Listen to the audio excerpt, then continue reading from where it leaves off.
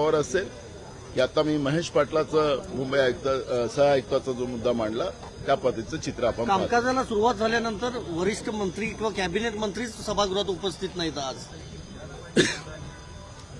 यांना विधिमंडळाचं कामकाज जे आहे त्याचं सारस्व या सरकारला नाही. सगळे आपल्या सेटिंगमध्ये लागले राहतात आणि त्याच्यामुळे विधिमंडळाचा जो दर्जा होता महाराष्ट्राचा या सरकारने घालवलेला आहे असं म्हटलं तर वावगं ठरणार. दिल्लीमध्ये जे शेतकऱ्यांसाठी सहायता निधी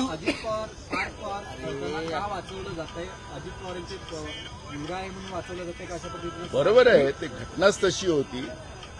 जी अमेडिया कंपनी आहे त्याचे जे प्रमुख आहे त्यांना त्याच्यातून वगळणं याचाच अर्थ हे सर्रास सरकार आपल्या माणसाला घोटाळ्यामध्ये वाचवते हे त्याच्यातून स्पष्ट होते आणि म्हणून न्यायालयाच्या निदर्शनास आल्यानंतर न्यायालयाने त्या पद्धतीची भूमिका घेतलेली. विरोधक का गप्प आहे सर? विरोधक का गप्प असं प्रश्न विचारला. आज चर्चा आहे ना.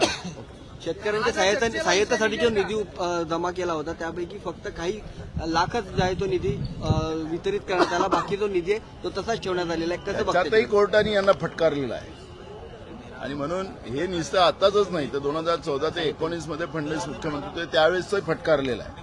त्यामुळे हे खोटारड आहे. शेतकरी विरोधी सरकार महाराष्ट्रामध्ये आहे, देशामध्ये. गेल्या 11 वर्षात